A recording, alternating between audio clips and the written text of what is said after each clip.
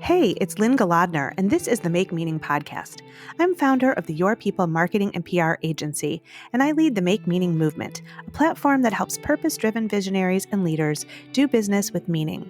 On this podcast, you'll hear stories of how people dare to take chances to live the life they want, with meaningful work and purposeful days.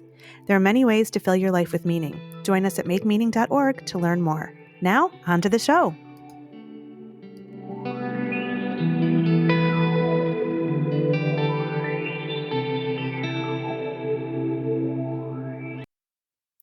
Crystal Blanchette is a private chef to celebrities and athletes.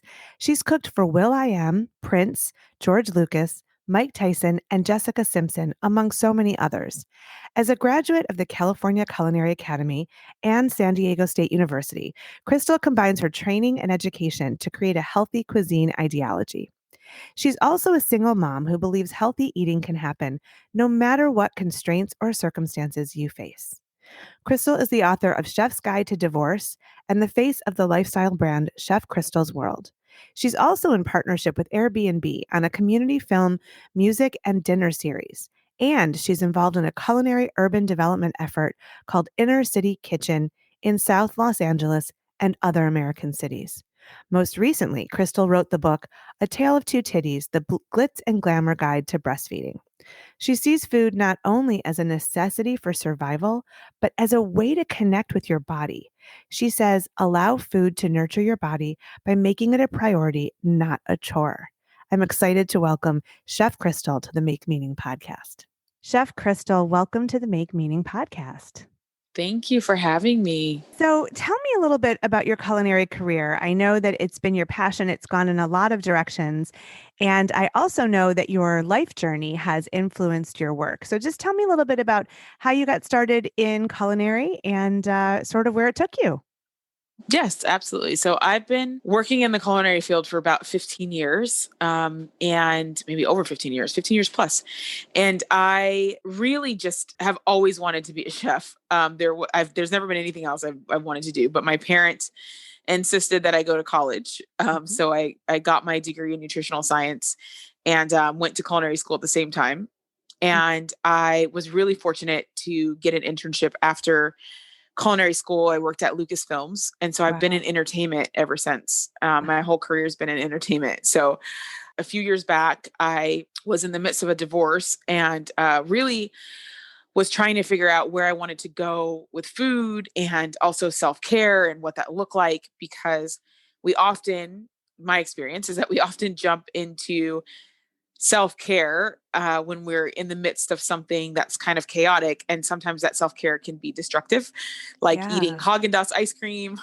But it's so good. Come on. It's so good. It's so good. So what I wanted to do though, I wanted to give myself, or I got to give myself permission to enjoy those moments with the Haagen-Dazs, but also recognize that I got to treat myself with care and be kind to myself. So Chef's Guide to Divorce was my just launching, giving myself permission to be in my culinary experience, whatever that looked like in that moment.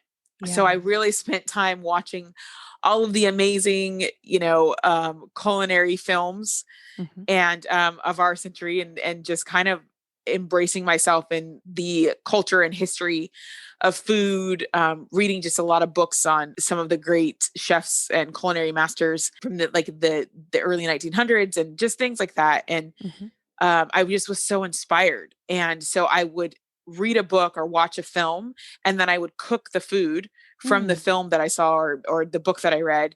And then I would feed all my friends. Oh, and this was pre-COVID, obviously. Yeah. And so, and it was really magical because sometimes it was just by myself. Sometimes I would, make a cocktail, or I would make a cake or something. And it was from scratch, and I would make a bolognese from scratch. And it was really just the time that I got to spend with myself and reinvent who I got to be, but also taking the experiences and the feelings that I was having and not just pushing them to the side and really focusing and being present to that. So that's really where Chef's Guide came about. And it's been such a beautiful journey since. It's really, there's so much to unpack there. So there's a couple of things that I want to ask you about. I mean, so first of all, working in culinary, but in the entertainment industry, like there're just so many questions. I mean, were you sort of like, this is like, I'm in awe, all these celebrities, or it was like, I'm just feeding people? I mean, what was that experience like? It's every experience is wonderful, and you have your moments where you're in awe, but I think for me, it doesn't come until after I've like realized or the reality hits of Hmm. what I'm actually doing. And that sometimes takes a few months to get Yeah. in. And I'll say that's with every celebrity because I'm often just like, I just get to get in, do my job and be present to that. And it isn't until you start interacting with people and I mean, obviously celebrities are people too, but Yeah. you realize though, like that you're feeding people, like you're in their space Yeah. and you're nourishing them. And so there's kind of I'm just humbled often at the experience, and I get to make money doing what I love. So I can't beat that. Which is amazing. It's amazing. And I know that you said that you always wanted a culinary career. So was there something that, an early experience or someone in your life who was like this amazing cook or really like made you feel nourished that sort of inspired that? Or like what was the inspiration? Well, there were a few things. My both of my grandfathers were chefs in the military, and so I grew up with them both cooking for. I have a large family on both my mom and my dad's side, Mhm. and watching them and being present to them cooking for family Yeah. gatherings, things like that. Mhm. And then also, my mom was not the best chef Yeah. when I was a kid. And that, I mean, God bless her. My mom worked, she was an amazing parent and worked as Yeah. a nurse. So because of that, she just wasn't present to cooking. Yeah. And so I took my first cooking class. I think I must have been about 7.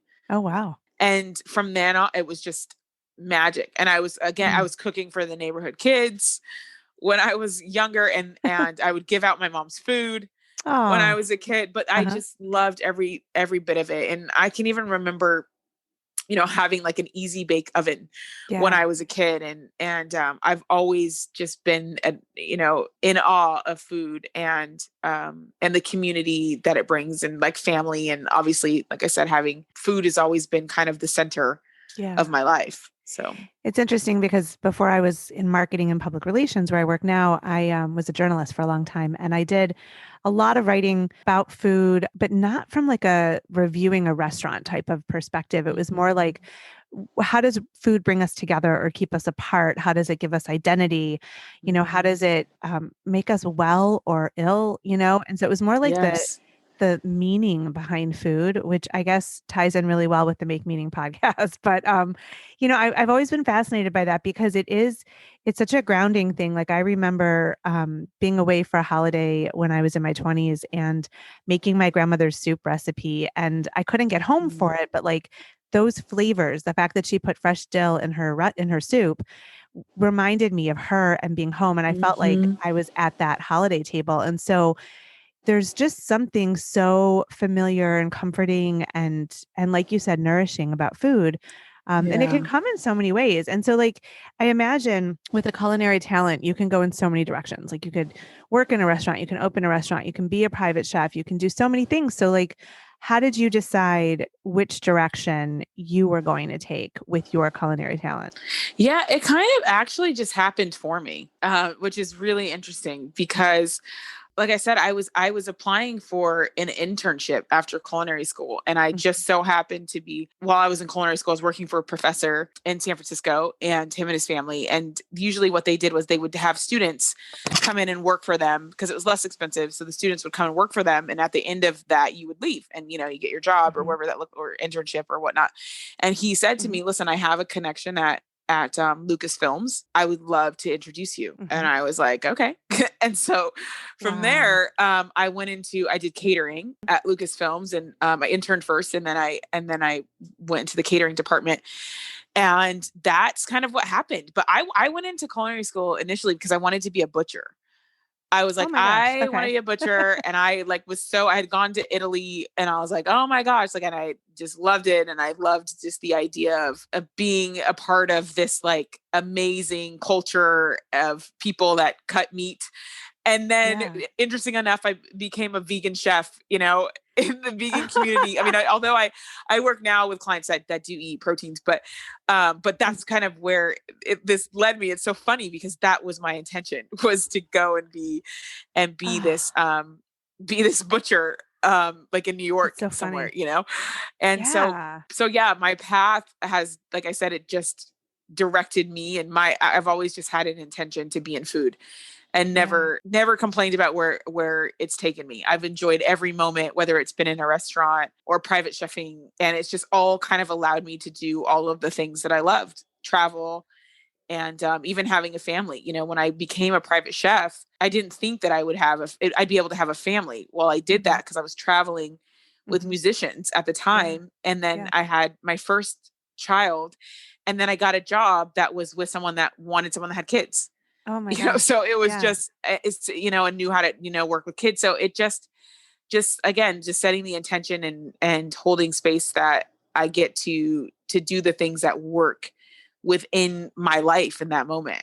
And that's kind of what's happening. That's So awesome. That's so cool. So thank you're a you. private chef now and you work Yes. like you go into people's homes, you cook, like tell me how that works. So it's all different dependent. So right now I'm working on set on a film, Mhm. and I will be pretty present with this client. I'm really fortunate because this job came about through, there's an executive chef by the name of Tabitha Mhm.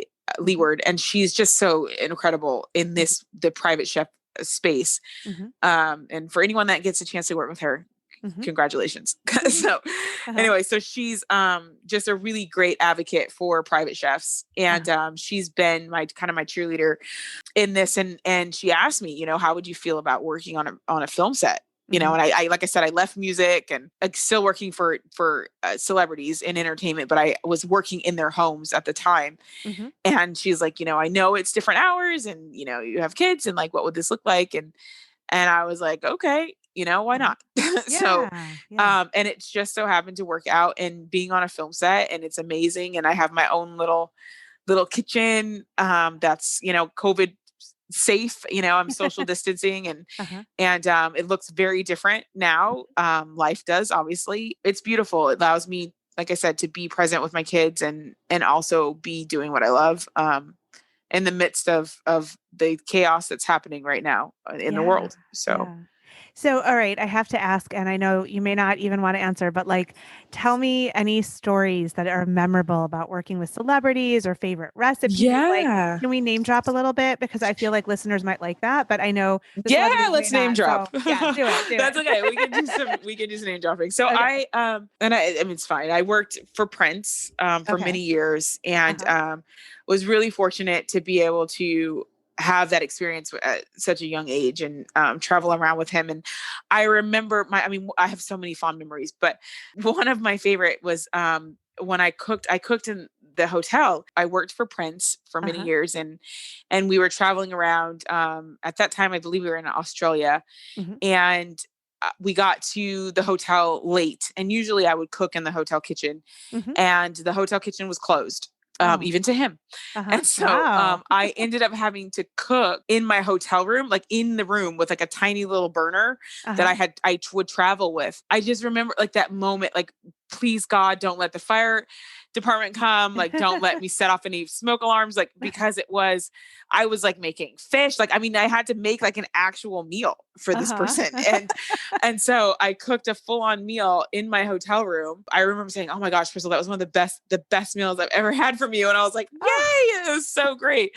All from the courtesy of my tiny little bedroom, Oh or my room at the gosh. hotel. But yeah, I mean, I've really, I'll say, my life is pretty boring now, Uh-huh. but in those moments of traveling and being able to be in those spaces with people like Prince, and I've worked for Will I Am. I worked for Hmm. many years with Will I Am, for Hmm. 3 years. Hmm.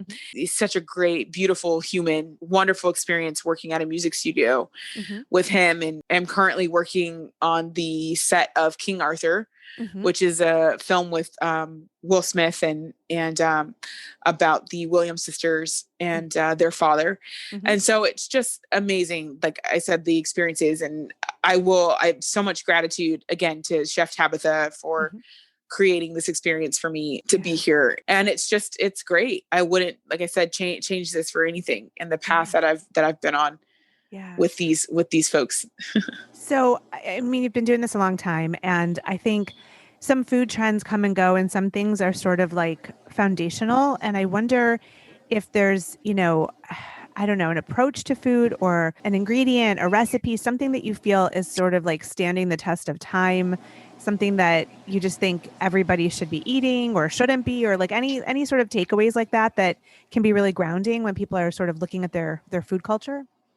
Yeah, it's so interesting because things are shifting drastically right now, especially in the, everyone wanting to be healthy and eat, eat well, but eat the foods that they love, And so, and it's hard because there's so many, diet fads and trends and things like that. And we never know like which one should we do and what works. And I will say one of the things that I believe in my experience that's really like managed to like stay consistent is like a Mediterranean diet. I mean, it's really just high vegetables, low protein, and be it even if you're a vegetarian, or a vegan, it's just olive oil, just a really beautiful olive oil, and just those meals. Like I don't know, it's to me, it feels like one of those things that are really can be really consistent in your life. Just eating lots and lots of colorful veggies, and if you eat proteins, lean proteins, and I'm not for or against. I believe that everyone eat to each his own.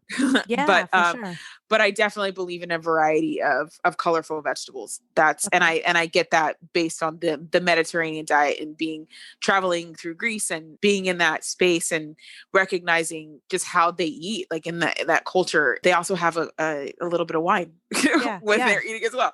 So absolutely. So yeah, I think it's, in my experience, it's been a really great way for me to get my clients to eat vegetables. And I find that when you say like, oh, my doctor told me to cut back on the red meat or, whatever, and I get to do this. And even when I work with some of my clients, I do some volunteering for clients that are in remission, cancer patients, or people that have HIV and AIDS, and just that are going through their different, I guess, spaces and maneuvering through that and having to change their diet.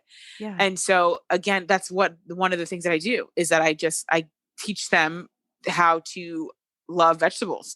Yeah. And through the Mediterranean diet seems to be the easiest way for people to absorb the idea of eating vegetables as opposed to meat all the time. So yeah. So I want to ask you also about feeding your kids. I'm the mom of 4 teenagers, and when I love it. I know they're amazing, and now of course they feed themselves. But although I do a lot of cooking, but when they were babies, I was very much into the whole attachment parenting perspective. Very big breastfeeding advocate, and same here. Yeah. So, and I was like really a snob. I wouldn't do baby food. I was like, nope, making real food. And so like my kids' first food was like banana or avocado.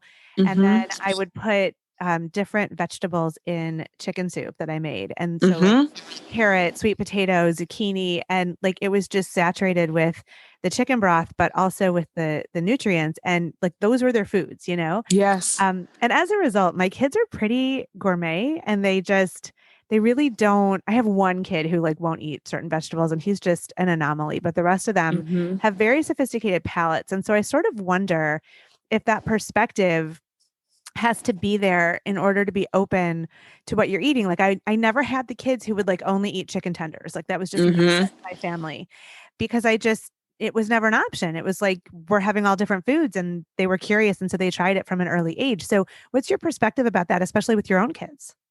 Yeah, it's interesting because I have a client that I work with that's pregnant, and I asked her, I said, "Are you going to be making your own baby food?" And she said, "Yeah, that's my plan." And I shared with her just my experience with my own kids, which was incorporate spices as soon as possible. Okay.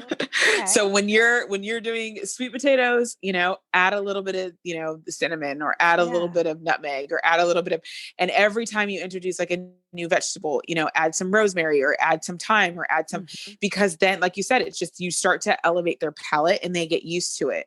Yeah. And not that you can't shift things with kids, because I have, my thing with kids that have already, they're already teenagers or young children that you're, you're trying to get them to eat their vegetables or whatnot. The way that I go about that, and it's, it's all a matter of just being patient, but it's really, I don't feed my kids anything that I won't eat. Yeah, for sure. And then I don't eat anything that they can't eat. And that's kind of how I live, so, so if you're having a soda, you can't tell your kids not to have a soda. For sure. And so it's really about, it's the same mindset. Like you have to have the same mindset that you want your kids to have, And so I had some parents once say to me, well, how do I get them to stop drinking soda? And I said, well, do you drink soda? She's like, yeah, but I hide it under the bed. And I said, well, that's the, so we get to be, even if they're not seeing it, right? It's still just a matter of being in integrity and saying to yourself, like, I love myself enough to not have this. And I want my kids to do the same. Yeah. And so incorporating those vegetables and things into their diet, it's okay. And they'll get used to it and they will eat it. Yeah. My daughter had a moment where she didn't eat anything green. Oh. She was just like, she just wasn't having it. She just did not want to eat. And now she loves salad, but that was her thing. Like, it was like, it's green. I don't want it. And I just kept, a little bit of time and not forcing, but just like, it's on your plate. And you get to try it. And I also have this, this rule, or not a rule. I have a request. When I work with young students that, I'm teaching cooking classes to, or things like that, or even people that come to my house that are picky or selective in their diet. I say, if you're going to come to my house, or if we're going to cook together and we're going to try this food, then you get to try it 3 times before you tell me you don't like it. Okay. And because then it's because sometimes we just have an idea. I don't like something, especially when you're young adults or adults, and you're like, I don't like it. And it's like, okay, well, have you had it before? No. Okay. Yeah. Yes. Okay. Have you had it cooked this way? No. Okay, great. So let's be open. Yeah. And that's kind of how I get people to try new foods. Okay. Is that you get to try it 3 times. I love it. So, all right. I want to talk a little bit about your philosophy of making food a priority and not a chore. So I'm wondering if you can tell me a little bit more about that, and then also offer our listeners some practical steps on how they can do this for themselves. Yes. So we often put food on the back burner, which is why we have so many fast food restaurants out there, right? Because it's not a priority. Right. And so when we make food a priority and say, just like when we talk about family time, or when we talk about, I get to create more time for myself, but work is a priority for most people, right? We have to make money so that we can provide and we can eat. So yeah, for me, when I think about that concept of, a priority and not a chore, I think about things like working is a priority. So I noticed, like, even with myself when I was working, even as a chef, that I wouldn't stop to eat. Oh, or when I ate, I would eat standing up, because I was just like, I just get to get this down so that I, feed myself and go back to work. And what I realized was that I wasn't making time for myself. Sitting down to eat a meal doesn't take long at all. And so when we incorporate exercise into our life, it's one of those things where we're like, it's a have to, right? Like, I have to eat, or I have to work out, as opposed to I get to. Like, I get to eat, and I get to value the fact that I have the ability to sit here and eat this meal, because not all of us have that. Right. Not all of us have the opportunity. And so anytime you can take 15, 20 minutes out of your day to sit down and eat your food, it's important. And it gives you, it rejuvenates, it balances that whatever chaos or moment, or not even chaos, just like movement that's happening in your life, it settles you, and you just stop and enjoy your food and enjoy that moment that you have either with yourself or your family or whatever that may look like. And the way that I do that now, even like, today I'm on set and I get to be present with you. And after we're done, I'm going to eat my lunch. But and what that looks like for me is like stepping outside of the truck and the food truck where I'm working, and going and sitting and having my food and enjoying that process. With myself. And I know people say, well, how do I, if I don't have time to cook, and then how am I supposed to sit down and eat the meal? And so even with meal prep, and sometimes just saying to yourself, this is what I'm going to make for dinner, to me is meal prep, as opposed to I get home and I'm like, what am I going to make for dinner? So when I know in my head this is what I'm going to make for dinner when I get home. I'm going to make a chicken and some roasted vegetables and a salad. Then I know I'm going to go home, I'm going to cook it, and then I'm going to sit down, I'm going to eat it. And it's just this, like, again, just practicing, sharing with yourself and creating that practice of prepping your meal, whether you've cooked it the night before or the week before or whatever that looks like, or that night. It's just, you're setting that intention of what gets to happen so that you're preparing your mind. And then, your body's like, okay, I've prepared this meal and now I get to sit down and eat it and enjoy it. And what do you think is the impact when we do that? So when we're making food a priority and it's not a chore, and we're taking that time to plan and to make ourselves, I guess, a priority, like, what is the long-term impact on us when we do that? Is that not everything gets to be rushed. Not everything in life gets to be rushed. We are only on this planet for such a small amount of time. Yeah. And so when we rush through life, we miss things. And so for me, having a meal with my children or a meal by myself, it's a moment where I get to reflect on what's happened. Where do I get to adjust something in my day or shift something, just clear my mind. And even with, I know there's a lot of people that are, unfortunately, are sitting at home, and really, figuring out how to restructure their lives. And even taking the time to sit and eat a meal right now feels like a chore. Yeah. Because you're in this constant space of like, what's going to happen next? I don't know where the world is going to go, and to be able to release your mind, even that for 20 minutes, 30 minutes, 15 minutes, whatever that is, also just gets to reset and give you an opportunity to relax. Yeah. It's interesting because, I used to write articles about the importance of the family table and how when you sit down with your children for dinner, some nights of the week, even if it's not every night, their grades are better, their confidence is higher, they're less likely to do drugs or, engage in risky behaviors. And it was just such a profound lesson to me to read that. And as a result, we've ended up really having family dinners almost every night. And I had a little patch of time when some of my teens were like, oh, why do we always have to do this? And then they'd invite their friends over and their friends would sit down and we'd have like, several dishes that I made. And they're like, do you do this every night? And it was new to them. And it made me feel so great that like my kids had that experience as a grounding foundation for them to know that we're listening, we're talking, we come together. There are people who are there that are your anchor. And I mean, their objection really was very short-lived. And I was so glad to see that. So yeah, absolutely. I agree with that. It's interesting when my friends come over to my house and they open the refrigerator. That's the first, my kids are free to go in and out of the refrigerator and they have one shelf that belongs to them. And so they know, and I have like, when I buy fruit and vegetables, I chop everything up and put it in containers that they can just reach in and grab it. And my friends are so impressed by, oh my gosh, Crystal, your refrigerator is like immaculate. And I'm like, it's not that. What it is that it means that my kids don't have to come constantly asking me to make them something. Right. So there's that. And it's when, like you said, when their friends come over, they see my kids eating fruits and vegetables and how easy and simple it is.